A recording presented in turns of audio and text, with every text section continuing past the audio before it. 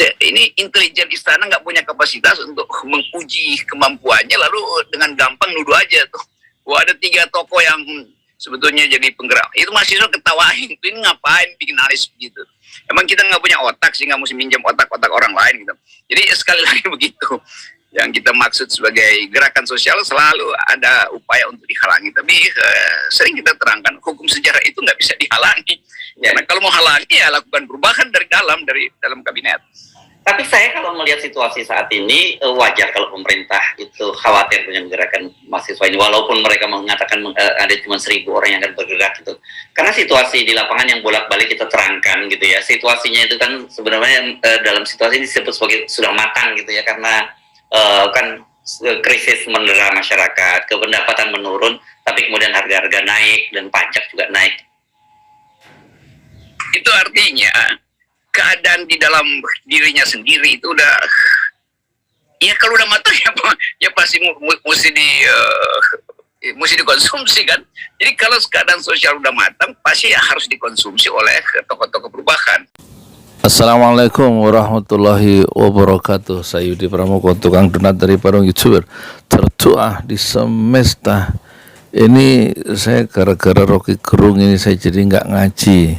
Mestinya jadwalnya ngaji habis lohor ini, ngaji Quran. Malah saya lihat percakapan Hersu Beno Arif sama Rocky Gerung tentang mahasiswa bergerak lagi. Terus pemerintah nyari kambing hitam, yang itu judulnya baru 2 jam. Wah, sedap juga tuh. Sambil tengkurap saya saya ngelihat, jadi gerakan sosial itu nggak bisa dihalangi dalam sejarah. Kalau kata kita orang Islam ini ya, sunatullah itu pasti terjadi ya. Terus si Hersu Beno Arif itu mancing seperti biasa, terus dibalas sama si itu Rocky Gerung, dia mancing. Tapi keadaan sekarang ini katanya ekonomi sulit, masyarakat tuh sulit, harga-harga naik, pajak naik itu. Jadi gerakan mahasiswa kira-kira relevan gitu. Terus kata Rocky Gerung, ya kalau memang ya, itu artinya kata si Hersu Beno Arif itu kondisinya sudah matang gitu. Ya, terus langsung disambut sama Rocky Gerung. Ya kalau sudah kondisinya sudah matang harus dikonsumsi kan. Bahasa itu plastis ya. Maksudnya dikonsumsi oleh tokoh-tokoh perubahan. Itu menarik itu, mencerdaskan kita itu omongan kelihatannya sih lebih pintar saya, tapi ternyata Hersu Beno Arif itu jauh lebih pintar dari saya aslinya. Jadi di dalam wawancara itu banyak hal ya. Jadi rupanya Rocky Gerung itu bisa memprovokasi ya. Gerakan 11 April nanti dia kasih pagar harus begini dengan cara yang tidak terlalu teknis, tapi dia misalnya diarahkan kalau ada mahasiswa yang datang ke istana itu mesti mahasiswa yang pulangnya pakai amplop. Dan mahasiswa yang datang ke istana atau yang tunduk pada kekuasaan itu nanti pulangnya itu dijewer sama emak-emaknya sendiri, dan dia akan malu nanti dicatat dalam sejarah sebagaimana mahasiswa istana atau mahasiswa pengkhianat. Itu artinya jangan sampai mahasiswa BEM SI, BEM bukan Syarikat Islam, BEM itu Badan Eksekutif Mahasiswa SI seluruh Indonesia, itu jangan sampai diadu dengan BEM Nusantara yang bikinan Wiranto itu, yang ketemu Wiranto BEM Nusantara yang katanya berasal dari kampus-kampus swasta yang kecil ya. Tapi memang itu reputasi Pak Wiranto memang untuk memberikan kantor isu, kata Rocky Gerung, seperti zaman dulu tahun 98 waktu mahasiswa bergerak, terus dia mahasiswa bingung kan, ada PAM Swakarsa yang berdiri di belakang Habibie, dan itu ininya Wiranto kan ya, bikinan Wiranto dalam tanda petik gitu ya. Nah sekarang Rocky Gerung mengingatkan itu supaya nanti jangan sampai ada upaya-upaya mengkonsolidasikan BEM tandingan yang namanya BEM Nusantara, dan itu sudah dilakukan oleh Wiranto yang turun gunung, dan itu artinya reputasi Wiranto, kata Rocky Gerung, itu selalu gagal dalam mengkantar isu itu, dalam melaksanakan isu-isu tandingan. Jadi tampaknya Rocky Gerung selalu ingin memberikan arah ya, arah dengan percakapan dengan Hersu Bono Arif itu arah yang sebenarnya itu kayaknya diperhatikan betul ya oleh mahasiswa atau oleh orang tokoh-tokoh perubahan yang nanti akan bergerak pada tanggal 11 Maret hari Senin ya. Itu yang poin yang pertama yang saya tangkap. Yang kedua, kemungkinan ini dari omongan dari reputasinya Pak Jokowi ketika menghadapi masa itu biasanya nggak ada di tempat. Jadi kemungkinan hari tanggal 11 itu gerakan yang akan turun tanggal 11 itu siap-siap kecewa karena ada dua kemungkinan ya. Pak Jokowi tidak akan ada di tempat atau ada acara lain yang katanya lebih penting di luar Jakarta atau di luar istana. Dulu tidak nemui 212 itu karena ada di Soekarno-Hatta kalau. Terus ada lagi acara apa itu nggak nemui, terus karena ada acara inspeksi di kandang bebek di Kalimantan. Intinya kata Hersu Bono Arif, reputasi Pak Jokowi ketika menghadapi demonstrasi yang mengkritik pemerintahannya atau mengkritik kebijakan-kebijakan politiknya akan dihadapi dengan cara Pak Jokowi yang pola lama, yaitu tidak akan ada di istana atau tidak akan ada di Jakarta, kira-kira begitu. Atau kemungkinan kemungkinan kedua menurut saya apa kemungkinan yang kedua itu, apalagi kemungkinan kedua, nggak mungkin Pak Jokowi menemui mahasiswa di jalan sebagaimana mahasiswa inginkan. Jadi mahasiswa nggak akan mau ketemu, diundang Pak Jokowi masuk istana karena nanti kesannya itu dikooptasi, berhasil dijinakkan oleh kekuasaan.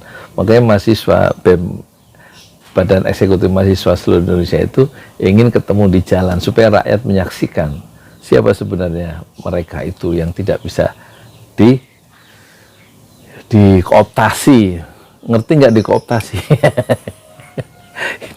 Dijinakkan oleh kekuasaan.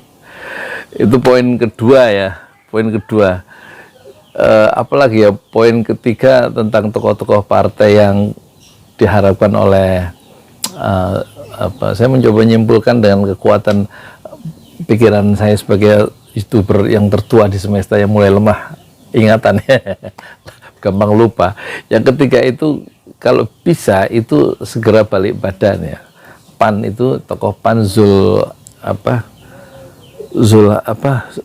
PAN itu siapa? Zulhas ya? Bukan Zulkifli Mansyah yang tokoh Partai Keadilan Sejahtera yang Gubernur NTB. Pak Zul, ketua PAN itu loh lah, Masya Allah, kan lupa kan, itu sama ketua PKB kalau bisa menemui ya di jalan, menemui demonstran tanggal 11 April hari Senin. Dan itu poinnya, kalau Golkar udah nggak bisa diharapkan itu. Golkar selalu selalu lebih nyaman dia masuk bersama dengan kekuasaan. Tapi kalau PAN yang memang nggak pernah diperhitungkan oleh istana itu sebaiknya bertemu ya bersama PKB, yaitu Muhaimin dan Zulhas itu sebaiknya menemui mahasiswa. Itu akan memberikan kesan bahwa mahasiswa, apa kesannya tadi ya, aku lupa. Rocky itu ngomong apa sih?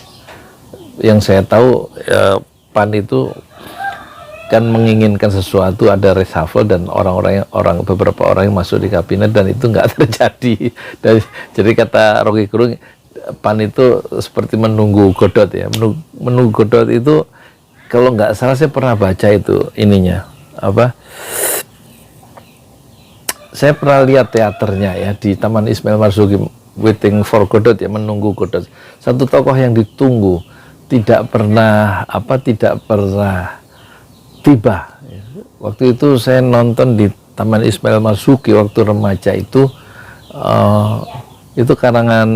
pengarangnya Samuel Beckett kalau nggak salah ya.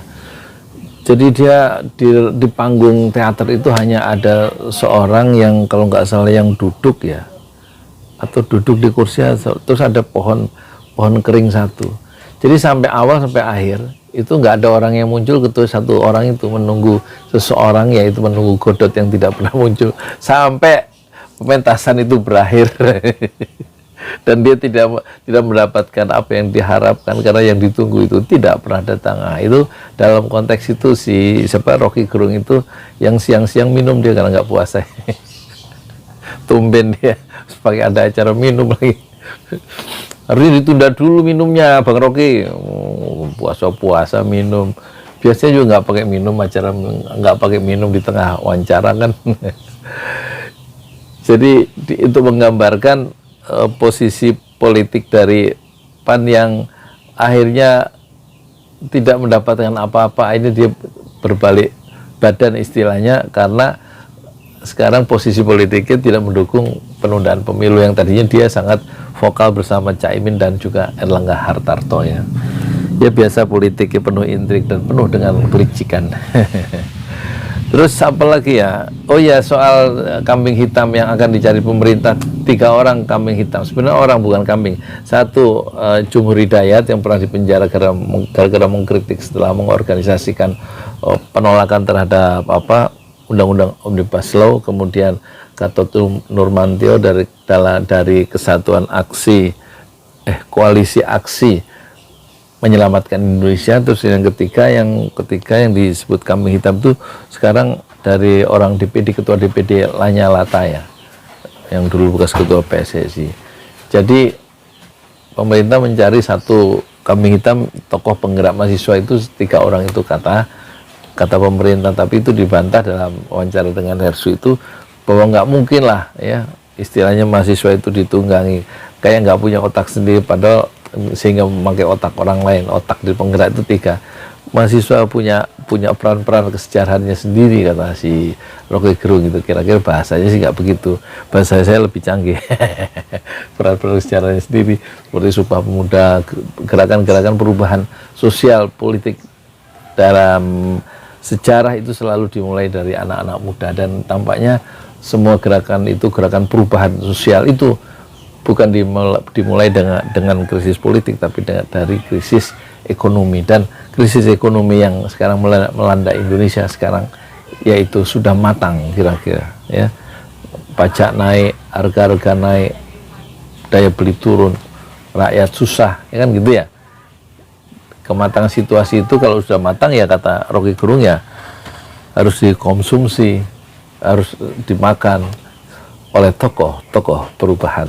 Saya Yudi Pramuka, tukang donat dari Parung, YouTuber tertua di semester fast Sobron Jamila. Bersabarlah dengan kesabaran yang indah. Assalamualaikum warahmatullahi wabarakatuh. Demi nambah cinta telah ku persembahkan hatiku hanya untukmu. Tak ku jaga kejujuran dalam setiap nafasku, karena demi cinta telah ku relakan kecewaku atas ingkarmu.